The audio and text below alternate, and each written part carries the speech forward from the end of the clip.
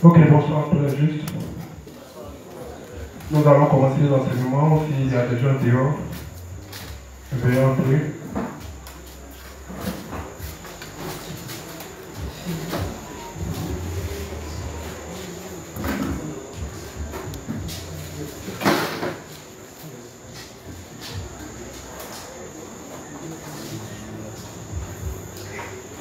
Ok, donc je salue tous les justes qui sont présents. Je salue aussi tous les justes qui nous suivent sur Internet à l'intérieur du pays, et aussi je salue tous les justes qui sont hors du pays mais qui nous suivent et qui suivent tous les enseignements qui se font ici.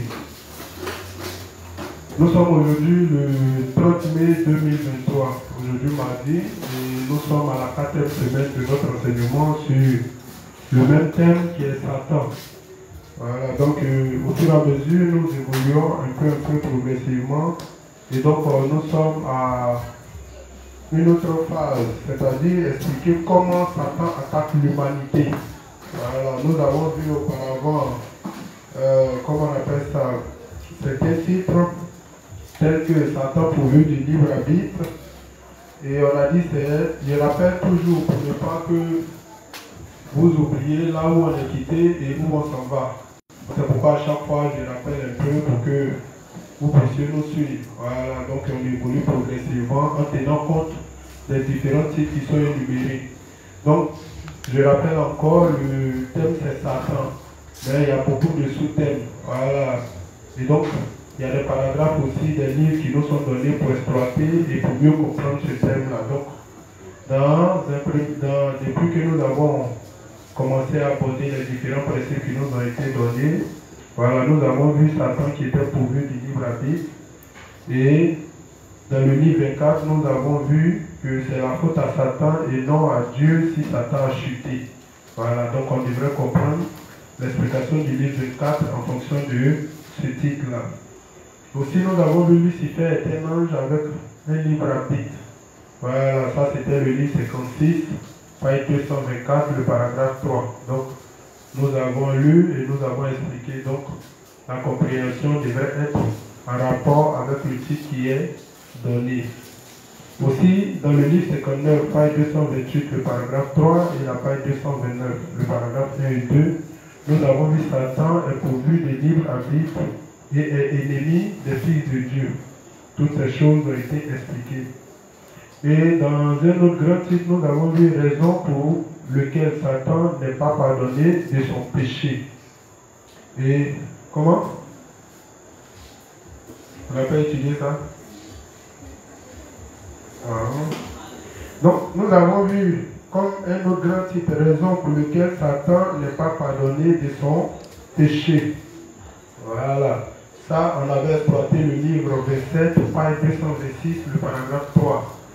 Et la page 227, le paragraphe 1 et 2, et livre 28, page 24, le paragraphe 4, page 25, le paragraphe, page 25 et page 26, le paragraphe 1. On dit les raisons pour lesquelles Dieu a laissé Lucifer. Et la raison pour laquelle Lucifer s'est révélé et sa fin. Et par la suite, nous avons encore vu dans le livre 23, à la page 227, le paragraphe 1, ligne 1 à ligne 4. On dit l'arrogance de Satan et l'origine de sa chute. Tout ça, nous avons expliqué. C'est pour vous montrer qu'on évolue progressivement, afin de permettre aux uns aux autres de mieux comprendre le thème. Ensuite, nous avons vu le livre 22, page 137, le paragraphe 1. C'était ce que Dieu fit quand Satan s'oppose à lui et à l'homme aussi.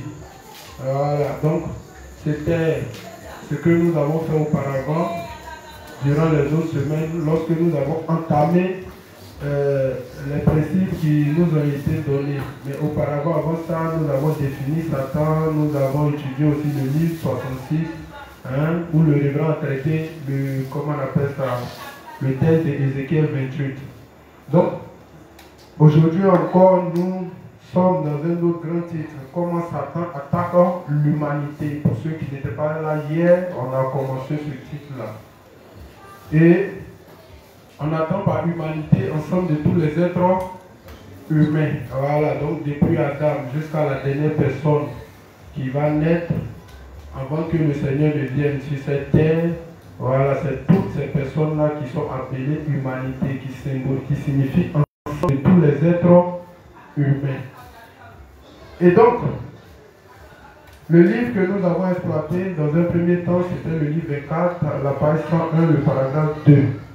On dit les démons agissent dans les pensées humaines, tandis que Dieu agit dans les cœurs qui croient en sa parole. Je ne vais pas revenir encore sur l'explication, mais comme il est important de savoir comment les démons agissent dans les pensées humaines, tandis que Dieu agit dans les cœurs qui croient en sa parole, pas dans n'importe quel cœur, mais dans les cœurs qui croient en sa parole. Donc si Dieu voudrait que les humains croient en sa parole, forcément Satan va produire le contraire dans notre vie en nous amenant à douter de la parole de Dieu et en nous amenant des paroles qui vont contre la parole de Dieu. Donc avant de commencer, nous allons laisser la place à la juste Élie. Elle va faire la prière et puis nous allons poursuivre toujours dans la même lancée. Amen. Donc, les justes, on va se disposer. On va dire merci à Dieu de nous avoir tous rendus sans péché. Puis on va lui confier le moment. Prions. Père éternel, nous te disons merci. Merci de ce que tu nous as rendu sans péché de notre toujours. Nous qui autrefois étions rendus au péché, car notre âme elle-même était emplie de péché. Mais par amour au monde, tu nous as donné ton Fils Jésus-Christ comme sauveur, qui lui a pris tous nos péchés par ses deux salvatrices que sont son baptême au Jourdain par Jean-Baptiste, sa mort à la croix, sa résurrection et son ascension. Il nous a ainsi donné d'être tes enfants et il nous a laissé le Saint-Esprit pour nous guider dans notre vie de foi. Nous croyons fermement en ta sainte Trinité et nous croyons en ta justice. Merci de nous avoir rendus justes au nom de Jésus-Christ. Amen. Merci Père éternel pour ce temps d'enseignement que tu permets. Merci de ce que tu as pressé les pas de ceux qui ne sont pas encore arrivés. Merci de ce que tu as mis dans la nécessité du cœur de tout le monde d'être unis aux enseignements de ton Église. Merci Père de ce que tu as disposé chaque cœur à recevoir ta parole selon son niveau de foi. Merci pour le prédicateur de ce soir. Merci de le disposer, de parler toi-même au travers de lui pour notre édification. Merci de prendre contrôle de ce moment, du début jusqu'à la fin. C'est au nom de Jésus-Christ que nous allons tous prier. Amen. Amen. Allô. Allô. Allô. Allô. Ok, c'est bon. Donc, le grand thème, c'est Satan. Et nous évoluons avec un autre grand titre qui est comment Satan attaque l'humanité. Et donc, comme l'humanité a commencé par un seul homme, c'est-à-dire Adam, alors nous allons essayer d'explorer un peu dans le livre de Genèse pour voir comment Satan a attaqué l'humanité. Et on va essayer de voir comment Satan attaque nos pensées. Hier, nous avons déjà expliqué beaucoup de choses pour ceux qui étaient là. Mais je tiens à revenir encore dessus parce que c'est vraiment important. Voilà, on attend à chaque fois le révérend dit le premier ennemi du juste, ce sont ses pensées. Voilà, et on attend Dieu travaille dans le cœur des justes qui croient en sa parole, mais Satan travaille dans les pensées. Donc, il est nécessaire pour nous d'être bien éclairés sur ce sujet pour savoir réellement comment Satan attaque la pensée des hommes. Voilà, afin que quand Satan voudra nous attaquer par nos pensées, alors nous puissions le repousser par la connaissance que nous avons. Amen. Donc comme l'humanité a commencé par Adam, rapidement nous allons explorer un peu le texte. Nous allons, mais avant toute chose, nous allons lire le livre 4 à la page 96, le paragraphe 4.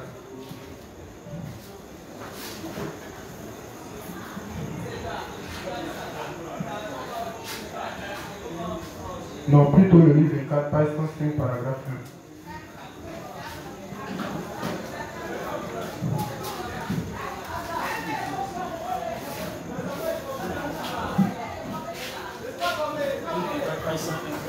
Livre 24, page 105, paragraphe 1. Après nous avoir fait, vous et moi, avoir créé l'univers et accompli toutes ces œuvres de création, Dieu s'est reposé le 7e jour. Quand Dieu nous créa, nous a-t-il fait être humains parfaits dès le commencement? Comment Dieu nous a-t-il formés? Genèse 2, verset 7 dit: L'Éternel Dieu forma l'homme de la poussière de la terre. Il souffla dans ses narines un souffle de vie. Et l'homme devint une âme vivante. Amen. Donc on dit aimer chaque parole de Dieu. Amen. Voilà. Donc le fait que Dieu nous a créés à partir de la poussière, qu'est-ce que cela veut dire? Voilà, vas-y. Dieu fit l'homme avec de la poussière. Cela signifie que Dieu l'a fait. Ne nous coupez pas à chaque fois. Sinon, je vais vous donner le micro, vous allez faire l'enseignement à ma place. Parce que si vous me coupez dans mon élan, que je perds le fil de mes idées, vous allez faire l'enseignement à ma place. Amen. Donc, c'est juste pour dire que prenez soin de préparer les choses avant qu'on arrive. Voilà. Amen. Donc, on voit que Dieu nous a formés à partir de la poussière. Mais qu'est-ce que cela signifie? Voilà. Jean 6, verset 63 nous explique que la chair ne sert de rien et c'est l'esprit qui vivifie. Voilà. Et Dieu nous a créés en tant que des êtres faibles. Dans son plan, il sait pourquoi il nous a créés comme des êtres faibles. Et donc, comme je l'ai expliqué, la possibilité de pécher a été donnée par Dieu lui-même. Si Dieu n'avait pas voulu que l'humanité pêche, il n'allait pas nous créer chefs faibles. Amen. Voilà, c'est parce qu'il nous a créés avec beaucoup de faiblesses. C'est pourquoi lorsque l'homme a été tenté, il pouvait tomber à cause des faiblesses et cela rentre dans le plan du salut de Dieu. Donc Dieu est omniscient, omnipotent et omniprésent. Il sait tout, il possède le pouvoir absolu, il connaît tout. Amen. Voilà, donc, afin de, où les gens posent la question, pas arrêter dans ses actions. Hein, en commençant à devenir orgueilleux et à vouloir prendre la place de Dieu, et Dieu l'a chassé, il ne s'est pas arrêté dans ses actions. Alors dès que Dieu décide de mettre en marche son dessein qu'il a pour l'humanité, Satan est venu encore et a essayé de tenter l'homme de Christ avant la fondation du monde, comme le dit le texte de Éphésiens 1. Amen. Voilà, donc l'amour de Dieu a été révélé par nos faiblesses. Amen. Et aussi son jugement, son juste jugement a été aussi manifesté quand Satan nous a tentés, alors sa condamnation éternelle a été justifiée. Amen. Voilà, donc vas-y. Dieu fit l'homme avec de la poussière. Cela signifie que Dieu l'a fait comme un être fragile. Nous devons accepter cela. Comme un tas de poussière devant Dieu, nous sommes faibles, indignes, pleins de la nature pécheresse. Vous devez bien comprendre cet aspect-là pour comprendre maudit soit l'homme qui place sa confiance en l'homme.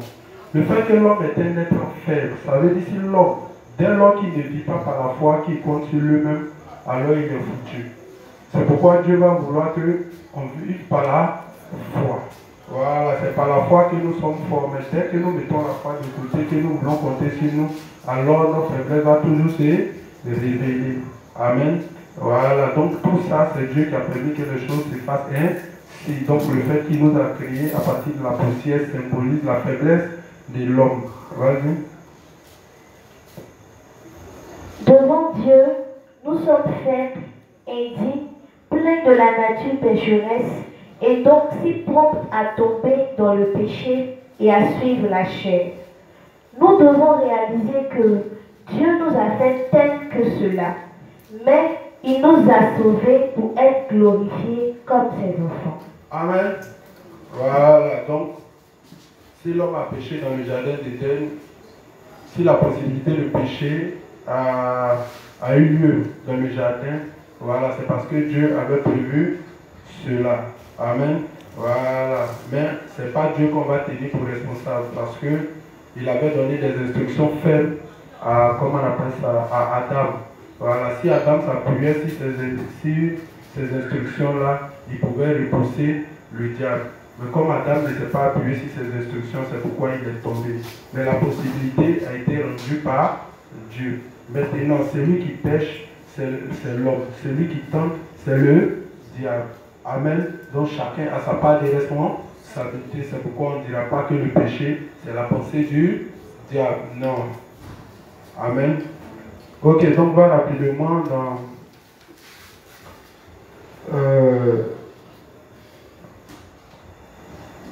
le livre 24. Le livre 24, page 101, le paragraphe 2. Non, plutôt, on va dans Genèse 2, verset 8 à 9. Genèse 2, verset 8 à 9. Puis l'Éternel Dieu planta un jardin en Éden. Donc on va maintenant examiner comment l'humanité a été attaquée.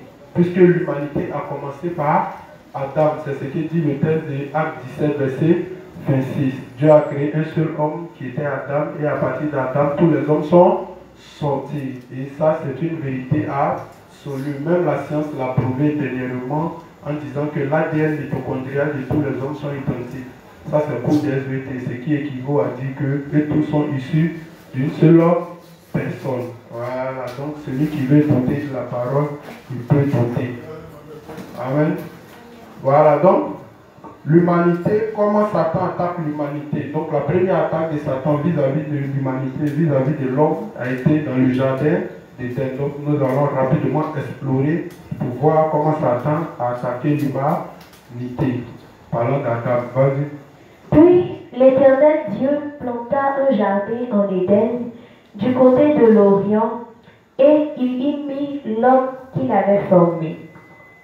L'Éternel Dieu fit pousser du sol des arbres de toute espèce, agréables à voir et bons à manger, et l'arbre de la vie au milieu du jardin, et l'arbre de la connaissance du bien et du mal. Amen. Donc on dit Dieu créa un jardin et dans le jardin il avait mis toute espèce d'arbres qui étaient bons à manger, mais il y avait aussi l'arbre de la vie et l'arbre de la connaissance du bien et du mal. Quand vous allez dans les Hébreux, on dit l'Ancien Testament était l'ombre des choses à venir. Quand Jésus échangeait avec le jeune riche, quand il est venu poser la question à Jésus pour lui demander, mais comment dois-je faire pour aller au paradis? Jésus, il a d'abord posé la question, que dois-je faire de bon pour entrer dans ton paradis? Jésus lui demande, mais pourquoi m'interroges-tu au sujet de ce qui est bon? Un seul est bon. Alors il va mettre devant ce jeune riche-là la loi. Et il y a une partie, il va dire, mais qu'est-il écrit dans la loi? Et qui lui tue? Ce qui revient à dire que tout ce qui était dans le livre de l'Ancien Testament, tout se réfère à Jésus. Même quand vous allez encore dans les Hébreux, vous allez regarder dans le boulot du livre, il est question de moi. Donc comment, depuis la Genèse, jusqu'à ce que le plan de Dieu soit accompli, comment en lisant toutes ces choses-là, tu vois Jésus manifester. Amen. Donc, vas-y. Un fleuve sortait d'Éden pour arroser le jardin. C'est 8 à 9. Ok. 8 à 9, c'est fini. Donc, on a vu ici que Dieu a mis l'arbre de vie et l'arbre de la connaissance du bien et du mal. Amen. Voilà, donc il est question de savoir c'est quoi l'arbre de la connaissance du bien et du mal. Vas-y, Genèse 2, 16 à 17. 16. Ensuite, Dieu va donner, après avoir mis l'arbre de vie et l'arbre de la connaissance du bien et du mal, Dieu va donner cet ordre-là à l'homme. Vas-y. L'Éternel Dieu donna cet ordre à l'homme. Tu pourras manger de tous les arbres du jardin. Verset 17. Mais tu ne mangeras pas de l'arbre de la connaissance du bien et du mal, car le jour où tu en mangeras, tu mourras. Amen. N'oubliez pas, il est question de savoir comment Satan attaque l'humanité. Amen. Et comme l'humanité a commencé par une seule personne, Adam, alors allons voir comment Adam lui-même a été attaqué par le diable. Amen. Voilà, donc, voici l'ordre que Dieu va donner à Adam. Il s'agit de la parole que Dieu va donner à Adam. Donc, qu'est-ce qu'Adam devait faire? Adam devait s'en tenir à ce que Dieu a dit. Mais, allons maintenant pour explorer. Allons maintenant pour explorer dans, comment on appelle ça? Dans le texte de... Bon, on va d'abord expliquer, à partir du livre du Révérend, on va expliquer c'est quoi l'art de la connaissance du bien et du mal. Va dans le livre 24, page 101, paragraphe 2 et 3. Puisqu'il est question pour nous de comprendre toutes ces notions-là, parce que une chose est sûre, quand Dieu dit une chose, le diable dit son contraire. La preuve en est que tout ce que la Bible a dit, que les hommes n'ont pas bien compris, ils ont fini par créer une doctrine. Amen. Et en regardant les branhamistes, qui disent qu'eux seuls ont la révélation de ce qui s'est passé dans le jardin, ils vont définir l'âge du bien et du bien et du mal comme quoi? Le sexe. Vous voyez. Voilà. Mais est-ce qu'en lisant la Bible, il est question du sexe? Le sexe ne peut pas poser problème à Dieu, puisque quand Dieu a créé l'homme, il a demandé à ce que l'homme se multiplie et féconde la terre. Donc, pourquoi l'homme va venir coucher avec la femme et puis ça va lui poser un problème? Chaque animal que Dieu a créé, il a créé les animaux pour que les animaux se reproduisent selon leur espèce pour peupler la terre. Et Adam, les nommant, il a vu qu'il était seul. Dieu s'est rendu compte, il a fait coucher Adam, il a fait endormir de la côte d'Adam, il a fait sortir Ève. Et Ève est appelée la mère de tous les vivants pour simplement expliquer que tous les hommes sont issus d'Adam et Ève. Mais Ève même est d'abord issue d'Adam. Vous voyez. Donc, ça ne peut pas poser un problème à Dieu que Adam vienne coucher avec sa femme. C'est la raison pour laquelle Dieu l'a mis à ses côtés.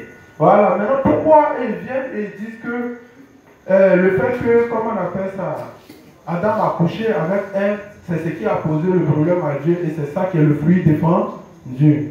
Donc je dis ça pourquoi? Parce que quand Dieu dit une chose, le diable dit toujours son contraire pour nous amener à douter de la véracité de la parole. Et c'est comme ça, au fur et à mesure, la parole de Dieu mal comprise finit par donner des doctrines erronées. Et comme les hommes sont toujours prompts à suivre leurs pensées, alors quand ils voient que telle doctrine cadre avec sa pensée, alors automatiquement ils suivent. Et pour nous, il est question pour nous de comprendre réellement ces choses afin de ne pas être endoctrinés. Amen.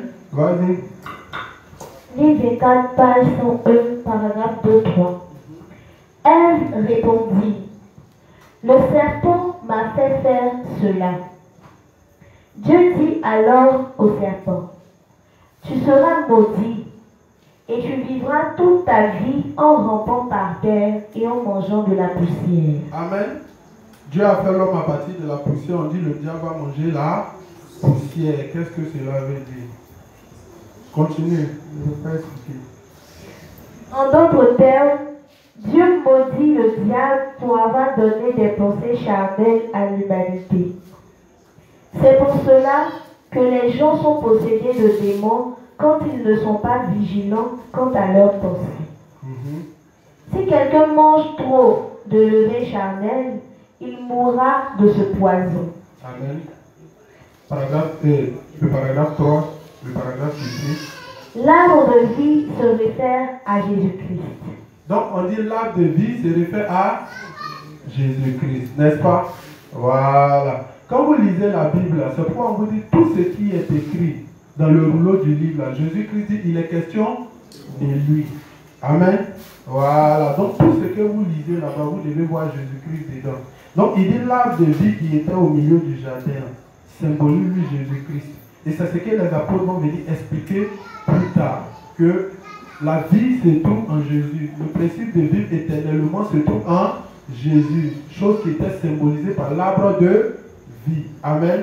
Vas-y. L'arbre de la connaissance du bien et du mal se réfère à la loi. Donc l'arbre de la connaissance du bien et du mal se réfère à la loi. Donc, n'allez pas suivre les pensées des branhamistes pour dire non, c'est le sexe. Le sexe ne pose pas un problème à Dieu. Depuis que vous couchez sur vos femmes pour faire enfant là, Dieu vous a déjà maudit pour ça.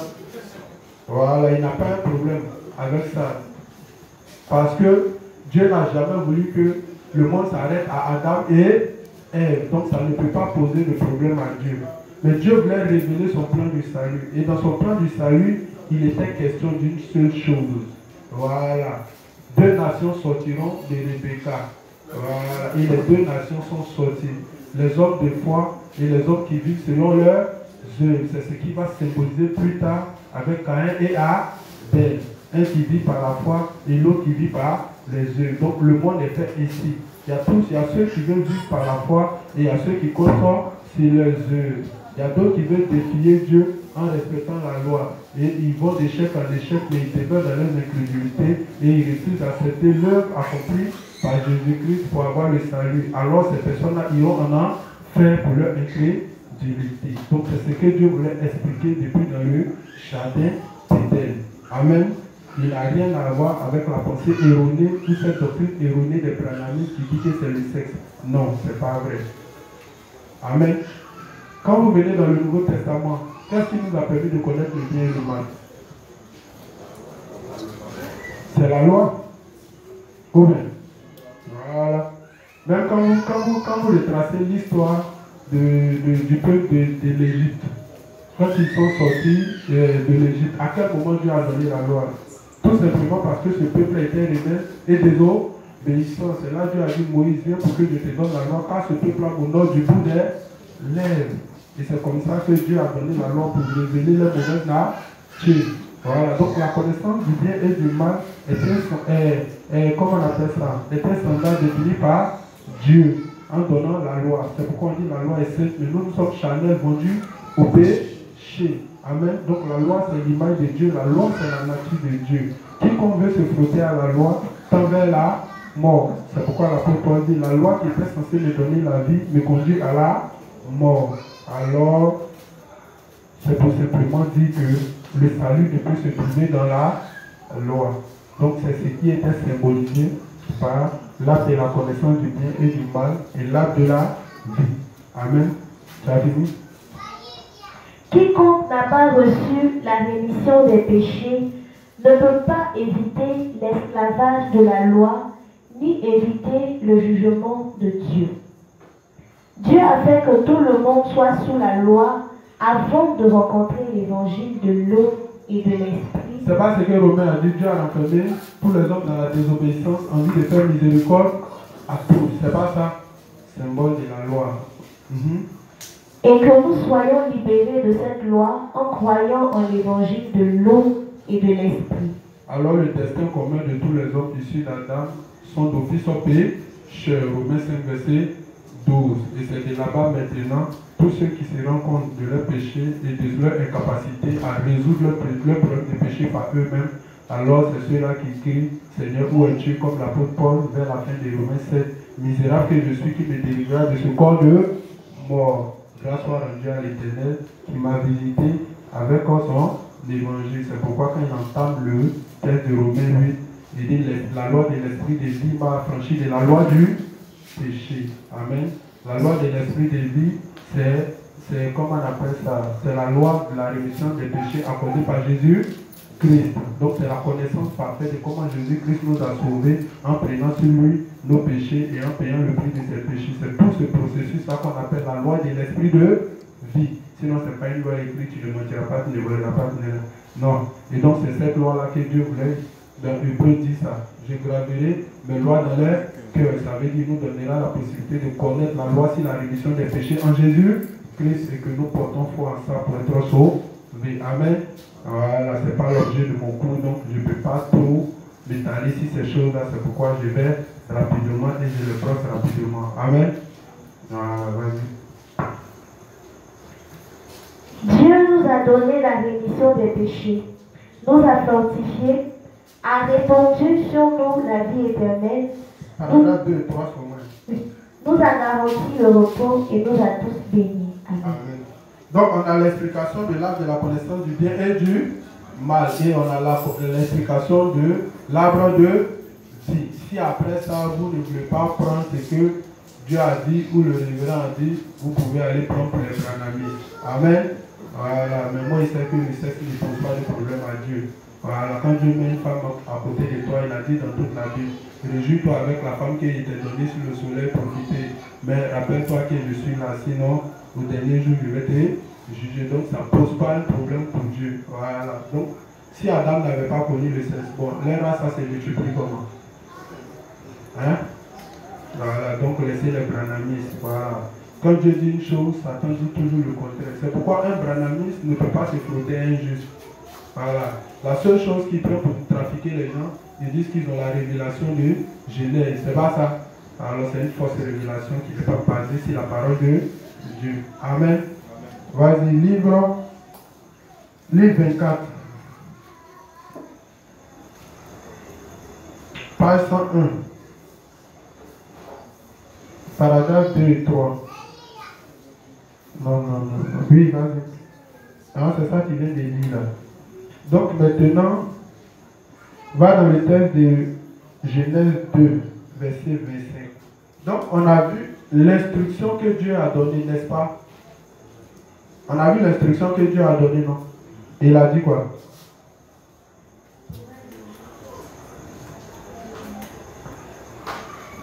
L'éternel Dieu donna cet ordre à l'homme. L'éternel Dieu donna cet ordre à l'homme. Tu pourras manger de tous les arbres du jardin. Retenez, je veux que vous reteniez parce que Dieu va parler, le diable va parler. C'est comme ça dans toute votre vie, là. Dieu va parler, le diable va parler. Et puis vous, là, vous allez choisir. C'est comme ça Dieu a parlé, Adam le diable a parlé, Adam a fait son choix. Amen. Tout est une question de parole et de choix. Amen.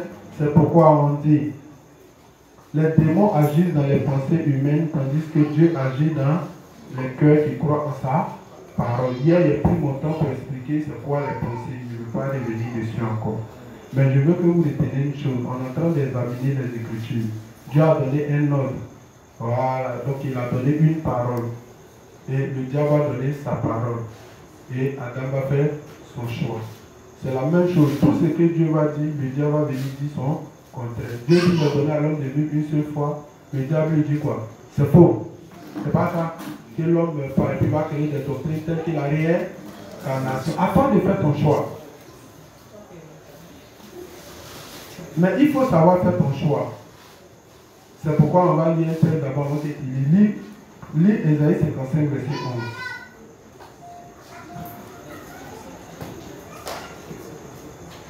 11. Ésaïe 55, verset 11. Vas-y rapidement. Ésaïe 55, verset 11.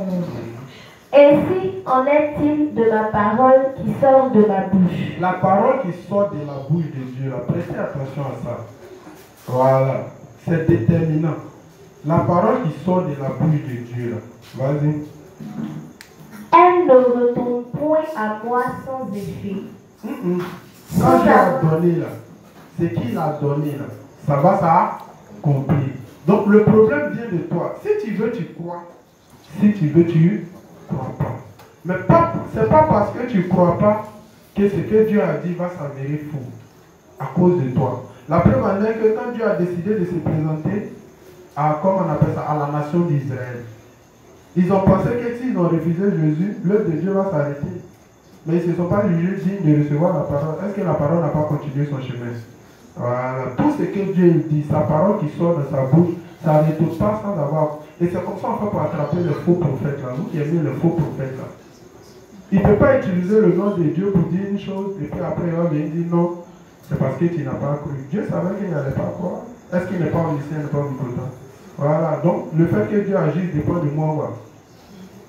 Hein?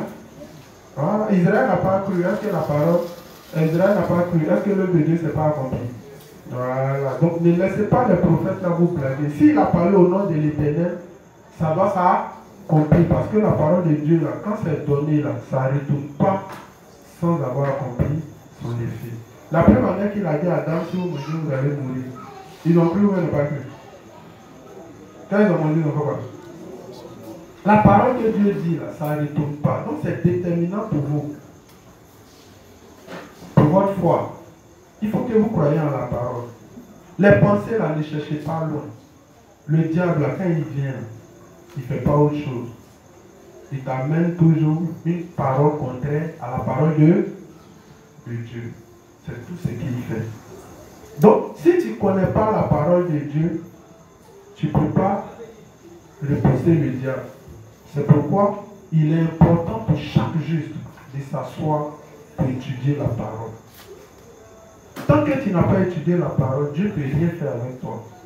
Parce que c'est quand tu as étudié la parole que Dieu peut t'élever comme serviteur pour conduire les autres dans sa parole. Mais toi-même, tu n'as rien. Tu as donné quoi à qui? Donc, tous les juifs qui font ta paille, ils veulent travailler pour Dieu. Travailler pour Dieu commence déjà par s'asseoir sur ses fesses et à étudier la parole, à avoir la connaissance ou le don de connaissance de la parole. C'est comme ça que tu peux être utile dans la main de Dieu. Amen. Vas-y. Oui, tu as fini, c'est comme ça pour le verset 11. Tu lis tout le verset. Ainsi en est-il de ma parole qui sort de ma bouche. Elle ne retourne point à moi sans effet, sans avoir exécuté ma volonté et accompli mes desseins. Donc la parole qui sort de l'Éternel, elle ne retourne pas sans avoir accompli la volonté pour laquelle elle est sortie. Elle ne retourne pas sans avoir accompli le dessein de Dieu. Donc si Dieu il dit qu'il va venir nous chercher, c'est vrai. S'il dit il va nous ressusciter, c'est vrai. S'il dit il va détruire ce monde-là, c'est vrai. S'il dit il va nous envoyer au paradis, c'est vrai. S'il dit tu as créé la poussière, c'est vrai. C'est comme ça la parole fonctionne. C'est pourquoi la foi commence lorsque quelqu'un place une confiance absolue dans toute la parole de Dieu. Je n'ai pas dit une parole, j'ai dit toute la parole de Dieu. Hier, il y a eu à expliquer ça ici. Voilà. Le plus souvent, les justes acceptent la parole de Dieu quand ça cadre avec leur logique, quand la parole va dans la même direction que leur pensée. Ça, c'est la plus grosse erreur à ne pas faire. Amen. C'est la plus grosse erreur à ne pas faire. Et on a lu ici le texte de Matthieu 16, verset 21 à 26. On a lu ici, on a expliqué. Voilà. Pierre qui pensait pouvoir bien faire en protégeant Jésus, en l'empêchant de mourir. Mais la parole nous dit quoi? Jésus devrait venir donner sa vie comme rançon pour l'humanité. Et toi, Pierre, tu dis à Dieu ne plaise, cela ne t'arrivera pas. Donc, même si il pensait faire une bonne chose, mais pour Dieu c'est mauvais parce que sa pensée s'oppose à la pensée de... C'est pourquoi Dieu lui a dit, arrière de moi, Satan.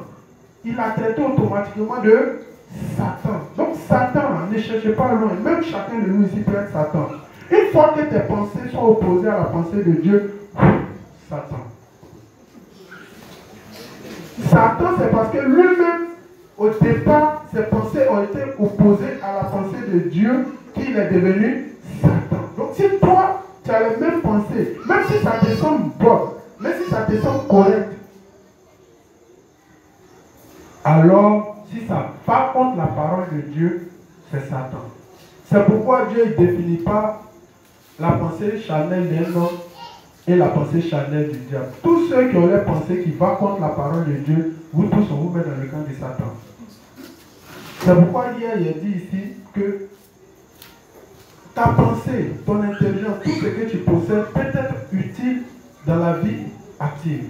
Mais quand il s'agit de la parole de Dieu, ça n'a pas lieu d'être.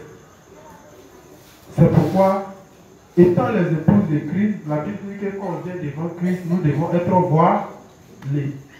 Les gens aussi, ils ont pris ça bêtement, ils sont se marier, mais voile sur les têtes. Or, le voile signifie qu'on est devant la face de Dieu, qu'on est devant notre époux, on n'a plus de tête. On ne pense plus, on ne réfléchit plus. C'est ce que le révérend va dire. La femme suit la tradition de son mari. Quand on parle la part de nous chez vous au village, ici, si tu étais chez vous, tu voulais rester chez vous au village, on n'allait pas t'envoyer ici. Ici, fais ce qui est chez vous au village. Tu n'appartiens plus à ta famille, tu appartiens maintenant à cette famille. Donc c'est ça le symbole du voile. Donc quand on est devant Dieu, si tu continues à penser, c'est qu'il y a un problème.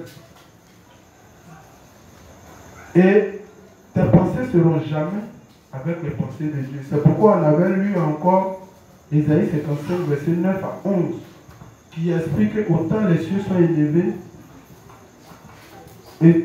autant les cieux sont éloignés de la terre, de même vos pensées sont éloignées de mes pensées et vos voix ne sont pas mes voix. Donc si toi tu es devant le Seigneur, que tu continues encore à penser, il faut réfléchir. Ici on ne pense pas, on adopte la parole de Dieu. Et puis l'erreur à ne pas faire, ce n'est pas accepter la parole lorsque la parole va dans notre direction. On rejette une chose, pas parce que pour nous c'est bon, ou pour nous c'est mauvais. Non. On rejette simplement parce que Dieu dit c'est pas bon. Donc même si pour moi la chose semble bonne, mais si Dieu dit c'est pas bon, alors je la rejette. Et c'est le plus grand défaut des justes qui est là. Ils ont du mal à rejeter quand ils estiment que la pensée là, pour eux c'est bon. Ils ne rejettent pas. Donc si on donne une parole que lui-même juge déjà mauvais, là il rejette. Mais si lui il juge ça bon, il ne rejette pas. Et voici l'erreur. Or, on ne rejette pas ou on n'accepte pas parce que ça nous convient, mais on rejette ou on accepte parce que Dieu dit d'accepter ou de rejeter. Amen. C'est ce qu'il faut faire. Donc, la parole de Dieu que vous voyez là, c'est pourquoi derrière chaque parole, il y a des bénédictions, derrière chaque parole, il y a des malédictions. Toute bénédiction liée à une parole, si tu la mets en pratique, tu vas recevoir la bénédiction. Toute malédiction liée à une parole, si tu fais le contraire, tu vas recevoir cette malédiction. Amen.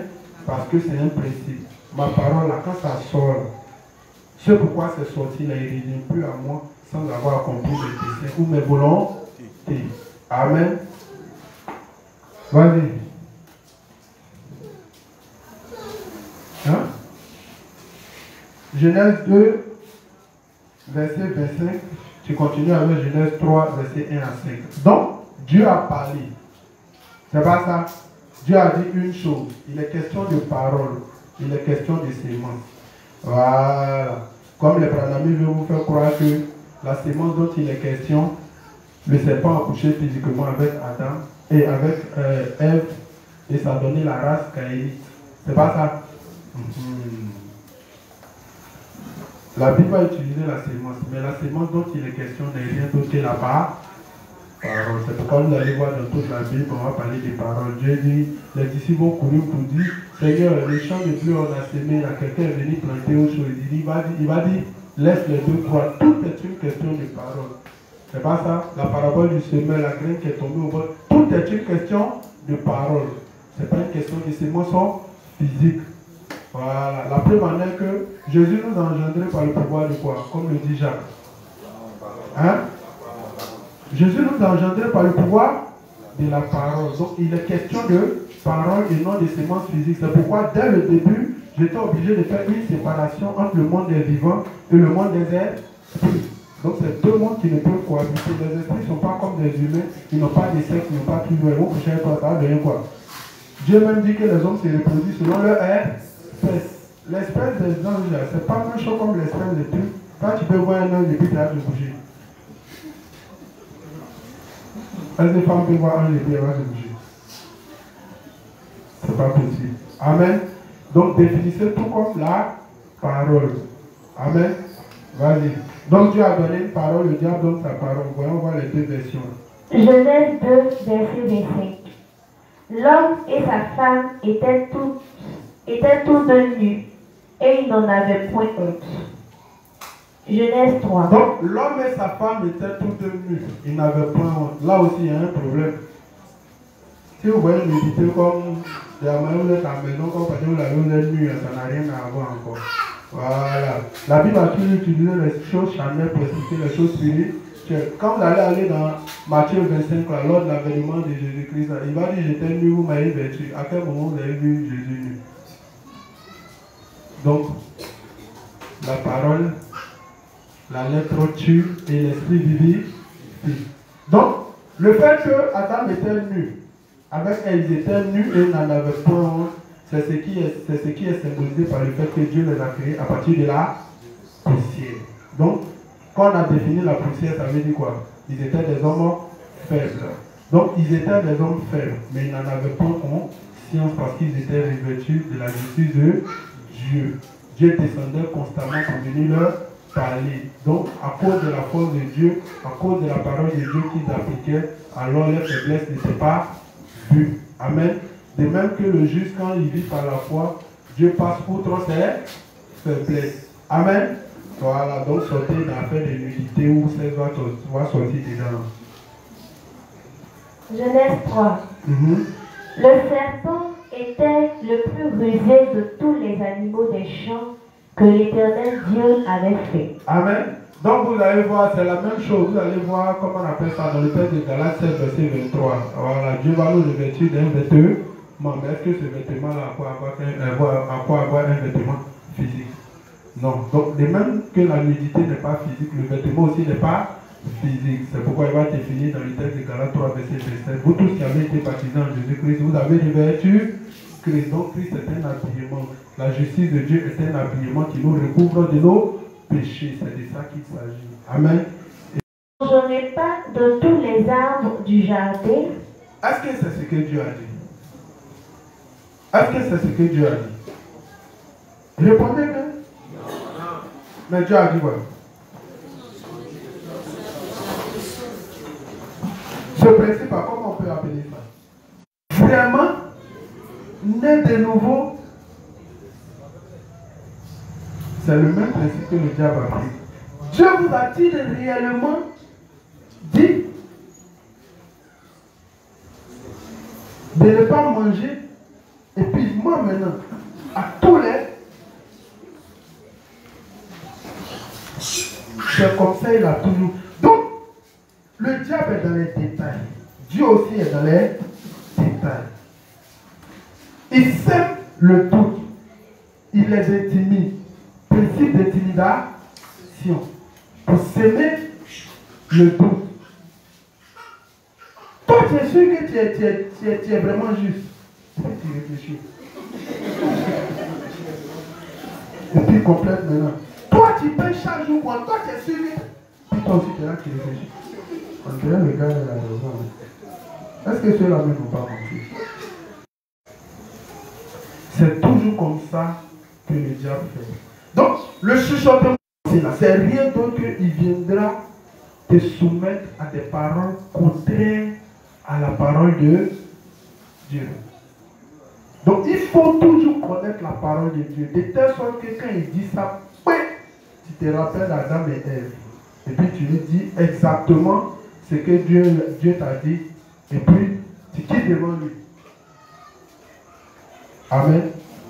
Sinon, si tu n'es pas bien assis, tu restes devant lui au bout d'un certain temps, il va te prendre. Donc, principe d'intimidation. Pour amener la personne à douter. Dieu vous attire réellement et puis il met réellement encore. C'est comme ce que Dieu a dit là, c'est pas réel. Ou bien il n'a pas dit ça vrai. Dieu vous attire réellement dit. Et puis c'est là maintenant, il ajoute le mensonge maintenant. De ne pas manger à tous les arbres du jardin. Si Dieu a dit de manger à tous les arbres du jardin, mais quand à l'âme de la connaissance du bien et du mal, c'est ce qu'il a dit de ne pas toucher. Vas-y. Donc ne vous laissez pas intimider. C'est quand nous on intimide les gens. Donc le diable, quand on le connaît, nous on ne pas. Non, toi tu es sûr que toi tu es né de nouveau. Mais c'est pas vrai. Lisons Jean 3. En vérité, je te le dis, si un homme ne naît de l'esprit, tu peux rentrer. On dit en vérité. Est-ce que toi ton salut est conditionné par ces deux éléments essentiels? Le gars il commence à réfléchir. C'est pas comme vous prenez les gens. Alors, et puis le diable vous intimider, vous tombez dedans. Hein? C'est quand nous-mêmes vraiment nés de nouveaux d'eau et d'esprit. C'est le même principe d'utilisation. Amen. Donc le diable connaît très bien ça. Vas-y. Dieu a-t-il réellement dit, vous ne mangerez pas de tous les arbres du jardin? Donc quand le diable vient là, il n'utilise pas totalement le mensonge. Sinon il sera vite révélé. Il glisse beaucoup de vérités et puis il ajoute la partie qui est fausse. Dieu vous a... Ce qu'il dit là, il a pris ça où? Mais il fait quoi avec la parole? Il a tort. Il tord le sens. Maintenant, quand toi tu ne connais pas la parole, quand il vient tordre le sens, toi tu redresses comment?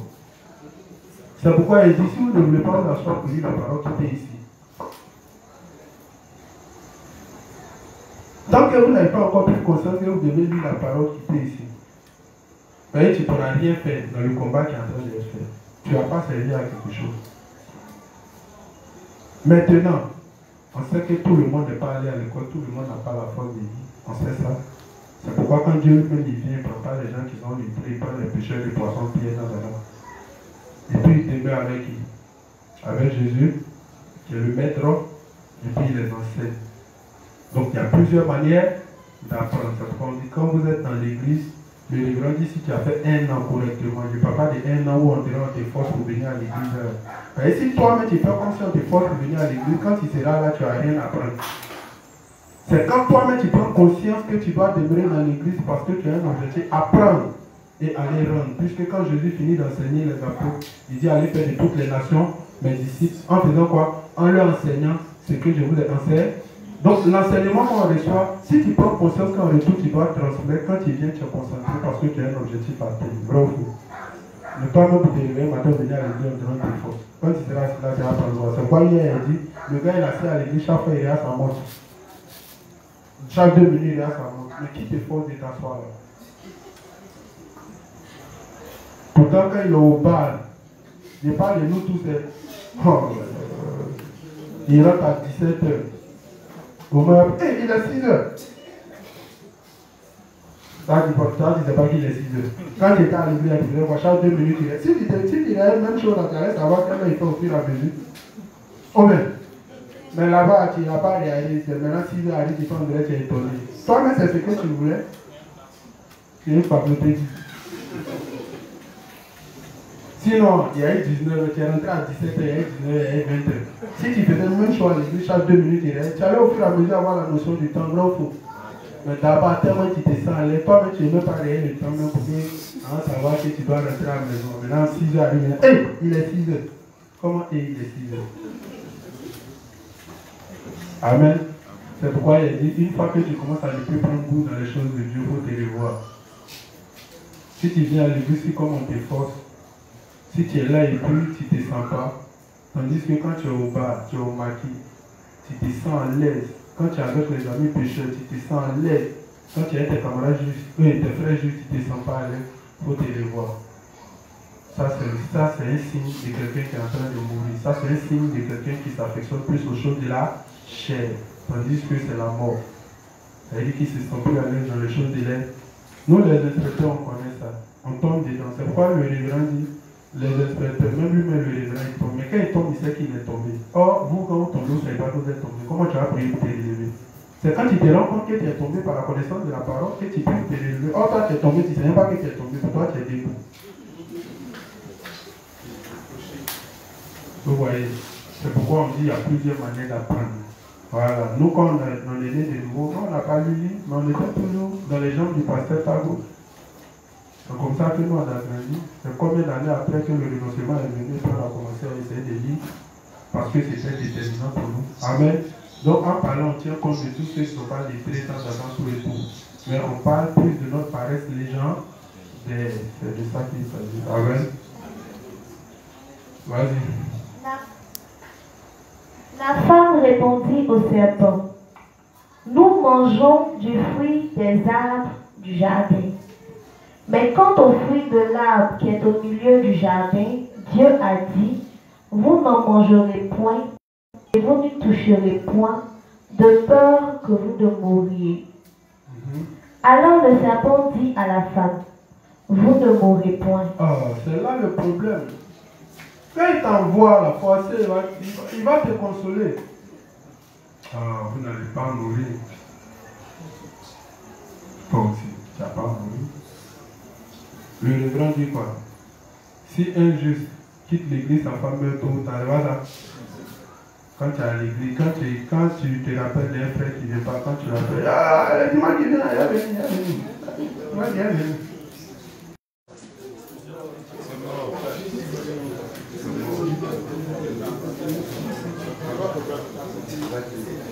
Ah, rien, il a vu ça. Même quand on parle de l'enseignement,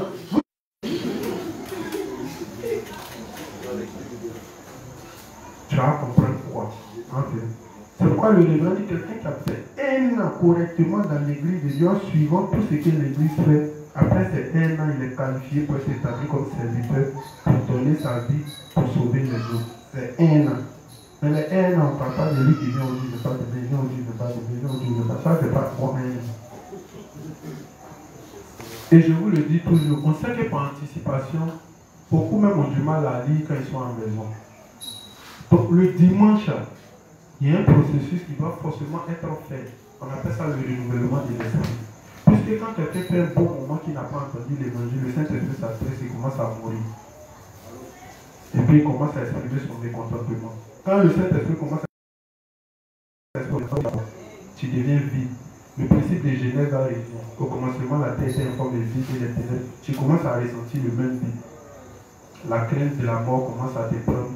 Les soucis de la vie commencent à t'envahir. Le souci de devenir quelqu'un commence à t'envahir. Et puis toutes tes pensées commencent à t'orienter dans ce sens-là. Quand tu vois comme ça veut dire que le Saint-Esprit a été quitté. Ça, c'est les petits secrets. Mais quand on vous donne, vous ne prenez pas. Nous, on connaît. C'est pourquoi quand ça nous arrive, on sait ce qu'on a fait. Et puis on sait comment prier pour les ennemis.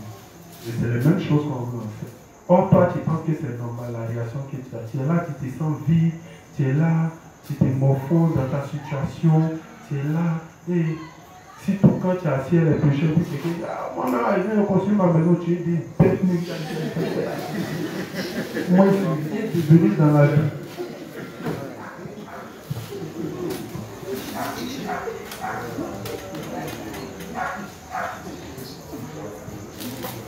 On dit celui qui veut gagner sa vie sur cette terre fera quoi? Celui qui veut perdre sa vie va voir. Le gars lui il dit il a construit sa maison, toi tu es un père ici. Toi tu n'es rien devenu. Qui t'a dit Dieu t'a envoyé pour dire quelque chose sur la terre? La parole que Dieu a dit là, ça ne retourne pas sans avoir compris sa volonté. Vos yeux s'ouvriront et que vous serez comme des dieux, connaissant le bien et le mal. Donc voici ce que Dieu lui a dit. Lui il a dit simplement ne mangez pas. Amen. Lui dit non. D'abord même, il corrige ce que Dieu a dit. Non, vous n'allez pas mourir. Oh Dieu, il est derrière. Il dit sa parole ne retourne pas à lui sans avoir compris ses desseins. S'il dit tu vas mourir, tu vas mourir. C'est là qu'il a vu que le diable il vaut rien. C'est ce qu'il dit tout le temps, le diable il vaut rien. Il a été le premier à crier, non, tu ne vas pas mourir, bravo. Maintenant, depuis l'homme meurt, il fait quoi pour trouver une solution. Et puis ce jour, les dangereux, genre la science, c'est moderne, on va cloner l'homme. Est-ce que l'on va cloner? Mon clone, c'est pas moi. Est-ce que mon clone, c'est moi? Mon clone, c'est pas moi. Est-ce que c'est qu'il descend un peu les antiques dans mon clone? C'est-à-dire, il se blague même au jour de ta mort, il continue de te blaguer. Il te fait croire que si tu as cloné, c'est comme si c'est toi qui dis. Dieu, il est là, il te regarde. Demandez s'ils ont cloné quelqu'un, s'il va venir les lui. Ah, il va prier que Dieu a fait, ils ont cloné, ils ont prié, il va même prier.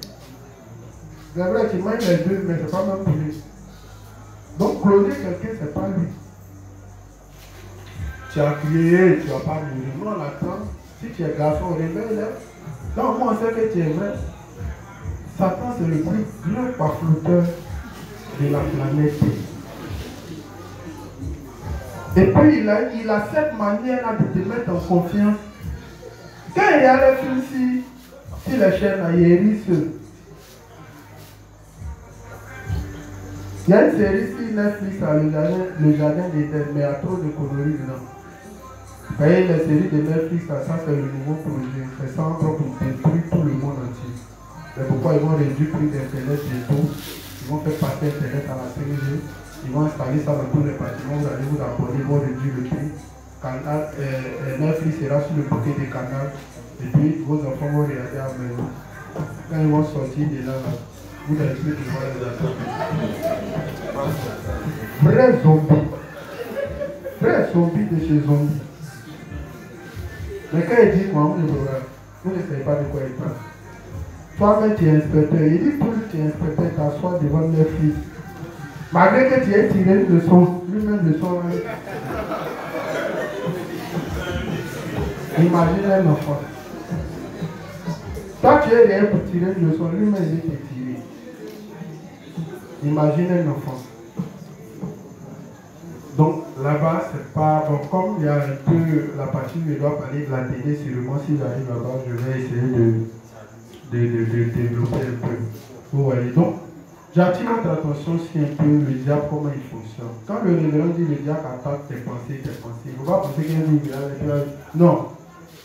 Ce qu'il fait, il t'envoie toujours des paroles contraires. Même si tu chuchotes, il t'envoie toujours des pensées ou des paroles contraires.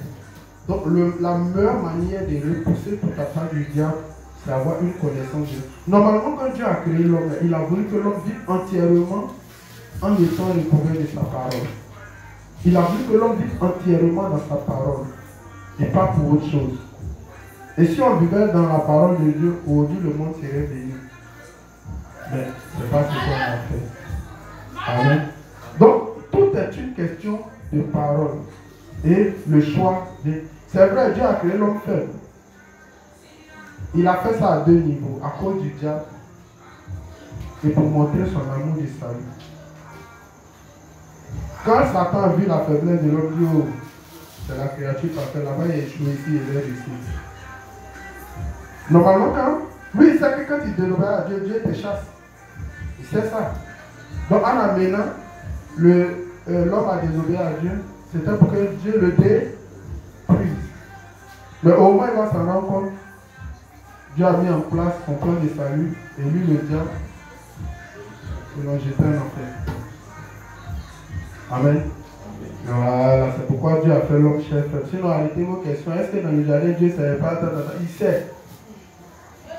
Il sait bien. C'est à vous de comprendre pourquoi il a fait les choses comme ça. Ce n'est pas à lui de vous comprendre. Vous n'êtes pas plus intelligent que Dieu. Amen. Tu as fini? Alors le serpent dit à la femme, vous ne mourrez point, mais Dieu sait que le jour où vous en mangerez, vos yeux s'ouvriront et que vous serez comme des dieux, connaissant le bien et le mal. La femme vit que l'arbre était bon à manger. C'est bon? Ok, donc voici. Amen. C'est pourquoi on va dans le texte de 2 Corinthiens 11, verset 3 à 4. 2 Corinthiens 11, verset 3 à 4. Toutefois, de même que le serpent séduisit Ève par la...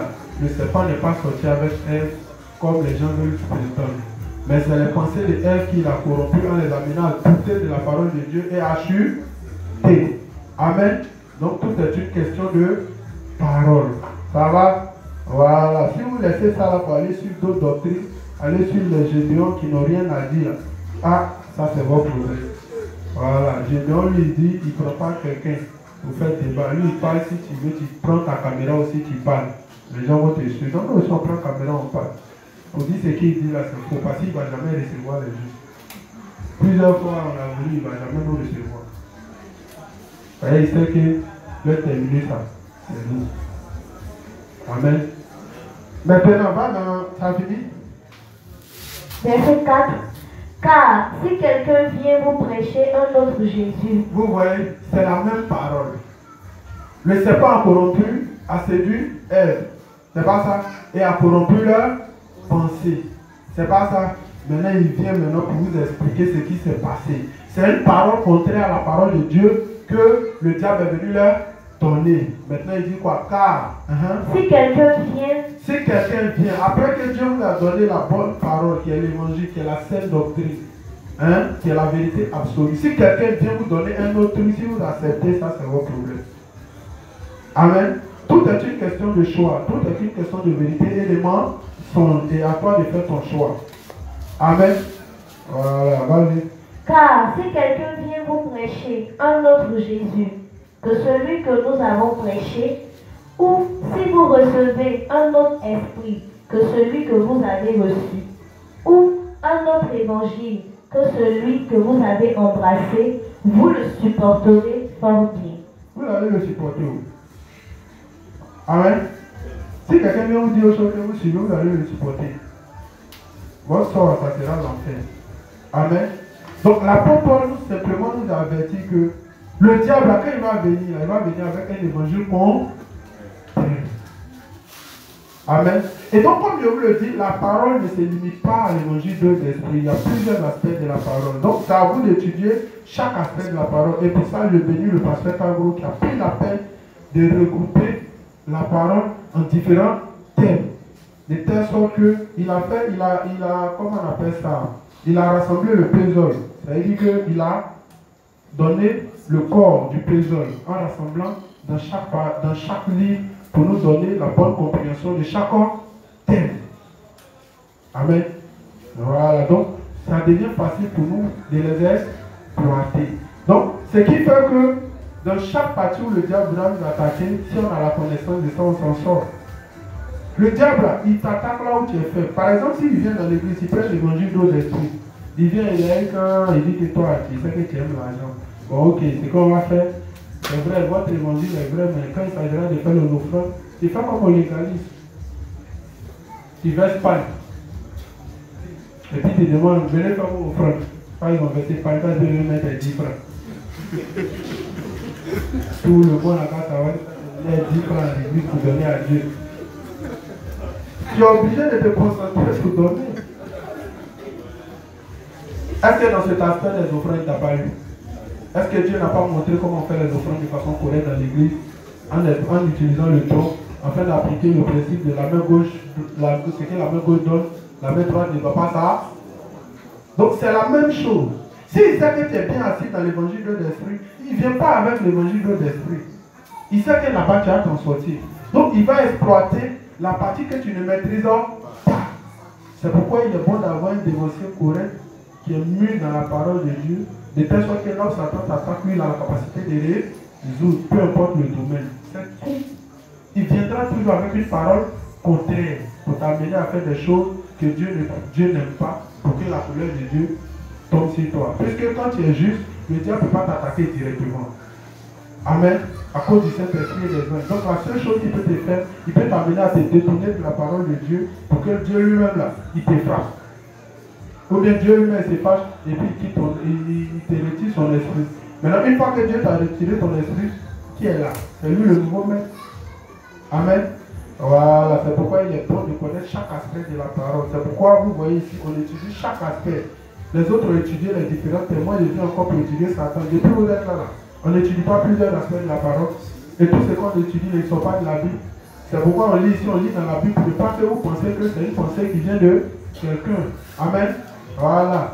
Vous, on lit ici, on lit dans la Bible, de telle sorte que quand vous êtes dehors, vous n'avez pas les livres. Donc c'est à la Bible, vous allez vous en sortir. Donc on lit dans les deux pour que tu aies la bonne compréhension. Et une fois au dehors, tu as la Bible, donc tu sais que l'explication va avec quel verbe. C'est pourquoi on exploite les deux. Amen. Tu as fini? Ok, donc je viens maintenant dans, comment on appelle ça?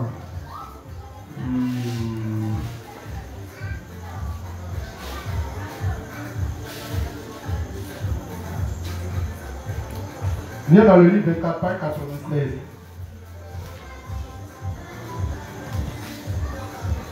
Paragraphe 4.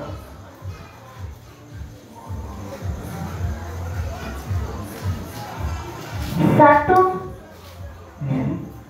Livre 24. Tu finis ici. Livre 24, page 96, à partir du paragraphe 4. Je veux que vous compreniez bien cette partie-là, c'est pourquoi je m'attarde dessus. Là, quand je vais évoluer, le reste, ça ne sera pas compliqué. Amen. Voilà, si vous avez bien compris ça, quand on va évoluer, le reste, c'est les détails. Vas-y. Satan a tenté Adam et Ève à manger de l'arbre de la connaissance du bien et du mal. Bien qu'il leur ait dit qu'ils devraient comme Dieu, qu'ils deviendraient comme Dieu s'ils mangeaient de l'arbre, ceci était en fait impossible. Pourquoi Satan a-t-il donc tenté l'humanité? Donc Allah disait, ils vont manger, ils vont devenir comme Dieu. Est-ce que c'est vrai? Dieu avait tracé un plan pour faire de nous des enfants de Dieu. Mais est-ce que c'était de cette façon? Voilà, donc c'est pourquoi il est venu. Et c'est à la fin, ils vont le jeter en enfer. Amen. Voilà. Donc on explique la raison pour laquelle Satan est venu tenter les êtres humains. On a vu que Satan, dans les autres parties, on avait vu que Satan lui-même est parti tenter Dieu et il a échoué. Maintenant, on a présenté son péché au ciel. Et maintenant, on vous présente son péché sur la terre. Amen. Voilà. Et les raisons qui l'ont poussé. Il vit que Dieu, ayant fait l'humanité, voulait lui donner du repos, la bénir et la sanctifier. C'est pour cela que Satan a attaqué l'humanité. Cependant, Dieu savait déjà que ces créatures le défieraient. Et donc, avec cette préscience, que ces créatures tomberaient dans le péché. Donc Dieu savait que les hommes s'opposeraient à lui. Pourquoi? Parce que il a créé l'homme cher, faible. Et donc la faiblesse de l'homme fait que s'il est tenté, la possibilité de tomber est possible. À cause de sa faiblesse.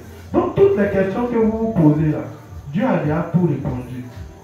Et ça c'est une question, les gens pensent que c'est une question très pertinente. Les gens posent la question, oh Dieu ne savait pas quoi dans le jardin, il sait. Et d'ailleurs, c'est lui-même qui a anticipé dessus. Il a créé l'homme cher faible et un esprit bien disposé. Donc dès que Satan a attaqué la faiblesse de l'homme, Dieu a détruit la chair pour faire resplendir l'esprit. Amen. C'est pourquoi la chair, dès qu'elle meurt, elle est considérée comme détruite. Elle retourne à la poussière. Donc c'est pourquoi Dieu dit, ne vous attardez pas trop si c'est que, si votre chair qui, comment on appelle ça, dès qu'elle meurt, retourne à la poussière, en un mot pour dire qu'elle essaie de rien. C'est pourquoi il dit la chair essaie de rien, mais c'est l'esprit qui vivifie. Donc, dans chaque chose que nous devons faire, on dit le juge doit calculer dans la perspective spirituelle. C'est-à-dire de voir si ce que je fais là, c'est ma chair qui tire profit ou bien c'est bon? Non. C'est ce qui est affectionné aux choses de l'esprit et non aux choses de la chair. Parce que en faisant tirer un profit à mon esprit, c'est sûr que si je meurs, je vais au paradis. Mais tout ce que je vais faire pour faire tirer profit à ma chair, alors c'est l'enfer assuré. Amen. Vas-y. Cependant, Dieu savait déjà que ces créatures le défieraient. Et donc, avec cette préscience, que ces créatures tomberaient dans le péché, en étant tentées par Satan, il fit un plan préparé pour le salut. Donc, quand Dieu fit l'humanité... Donc ça là, vous allez comprendre quand vous serez en train de lire Éphésiens, le plan du salut a été préparé avant la fondation du monde. Et le salut s'est déroulé dès la fondation du monde. Et non, Dieu a sauvé les gens avant la fondation du monde. Non.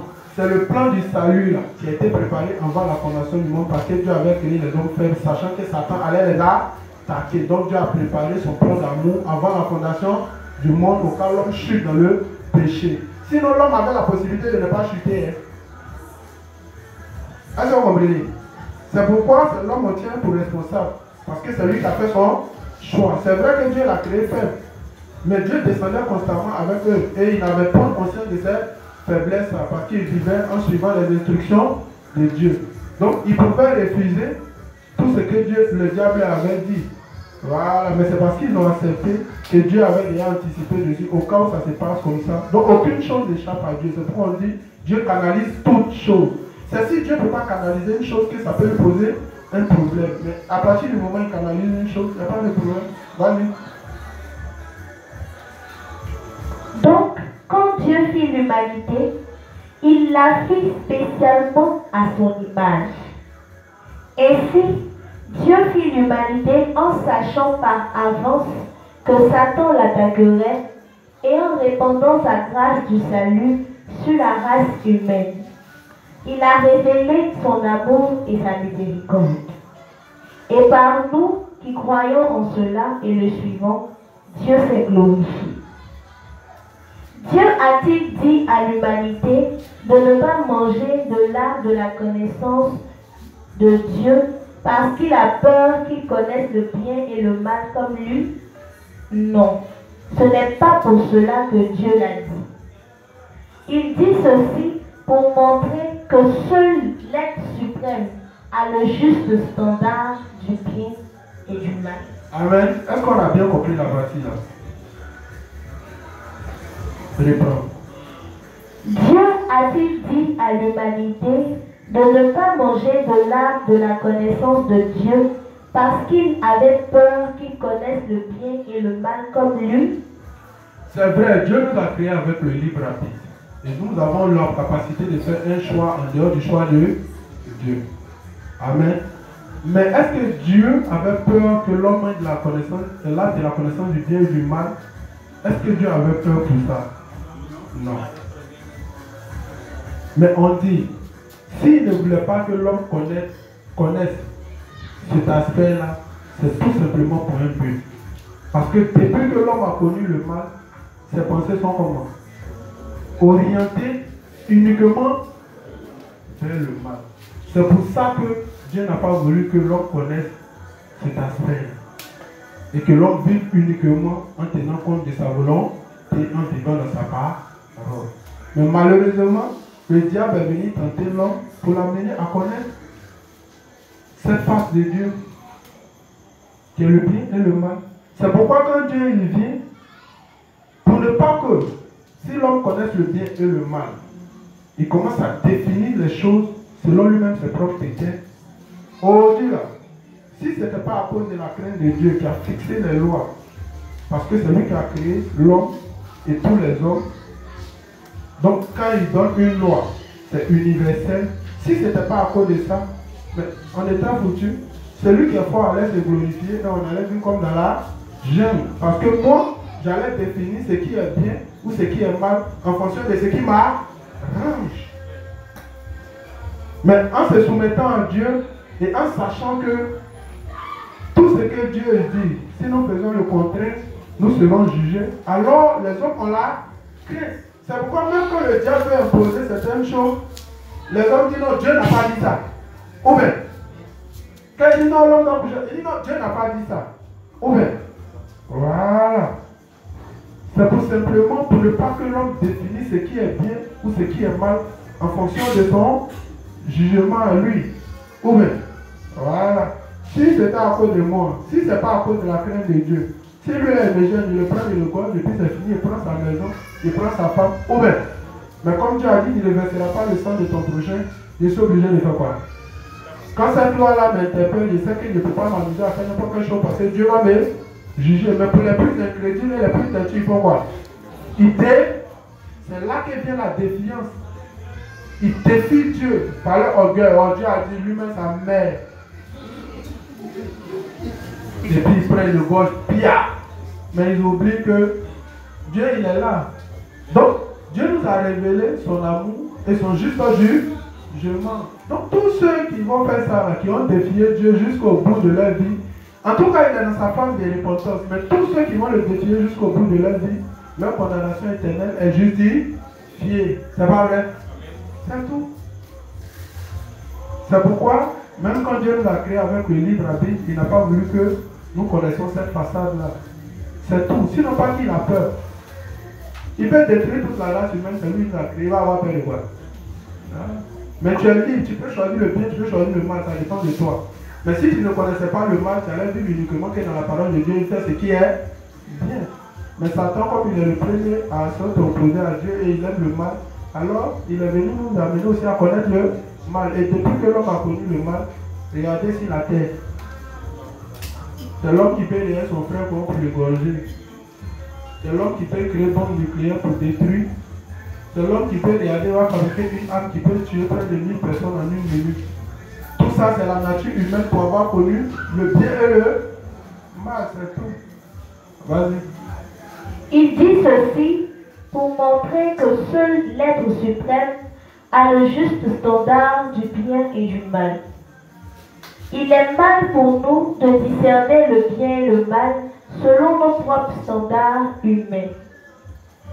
Si les êtres humains devaient avoir leur propre standard du bien et du mal, cela changerait constamment, puisqu'ils définiraient comme bon tout ce qui serait à leur avantage, et ce qui serait désavantageux serait mal. C'est pas comme ça les hommes y comptent. Quand tu es arrivé à la justice, ou même les présidents, quand il vient, il y a une loi qui est établie, une fois qu'il monte, il fait quoi? Il change les lois en fonction de quoi? De ses humains. C'est pas comme ça il fait. Voilà, et puis il vote les lois, non pas en tenant compte de tout le monde, mais en tenant compte de le reste, ils s'en foutent. Voilà, donc si Dieu n'avait pas donné une loi absolue auquel tout le monde devrait être confronté, alors vous allez voir que chacun allait définir sa propre loi et le bien et le mal allait être, comment on appelle ça, défini par chaque individu. Et c'est ce qui me semble bon que je fais. Amen. Voilà, donc c'est pour tout ça là que Dieu a donné la loi, afin que chacun puisse connaître qui il est réellement et qui est Dieu. Et que par ces lois-là, on puisse connaître notre nature qui est vraiment mauvaise fondamentalement et chercher Dieu pour son amour et pour son salut et vivre pour le salut des autres. Amen. Voilà, c'est la raison pour laquelle Dieu a donné la loi et la loi le définit. Voilà, c'est tout ce qu'il ne fait pas. Et nous, on fait le contraire de tout ce qu'il ne fait pas. C'est pourquoi Dieu lui est saint, mais nous sommes pécheurs, ennemis de Dieu. Amen. Quand vous allez dans le texte de Romains 7, le texte il est formel. Paul dit quoi? Il dit, je veux faire le bien, mais je n'arrive pas à faire le bien. Mais c'est le mal que je ne veux pas faire que je fais. Alors je comprends là que le problème ne vient pas de la loi, mais le problème vient de moi. Et que le bien ne m'habite pas. Il dit si je veux faire le bien que je n'arrive pas à faire, que c'est le mal, que je comprends que ce n'est plus moi, mais c'est le péché. Lui, Paul, il ne dit pas c'est le péché, il dit c'est le... Parce qu'il sait que c'est le péché d'Adam qui a conduit à toutes sortes de péchés. Amen. Donc un seul péché, c'est multiplié pour donner toutes sortes de péchés. Alors depuis que l'homme a connu le mal, tout son cœur s'est orienté vers le mal, ne sachant plus faire ce qui est bon et ce qui est mauvais. Oh, Dieu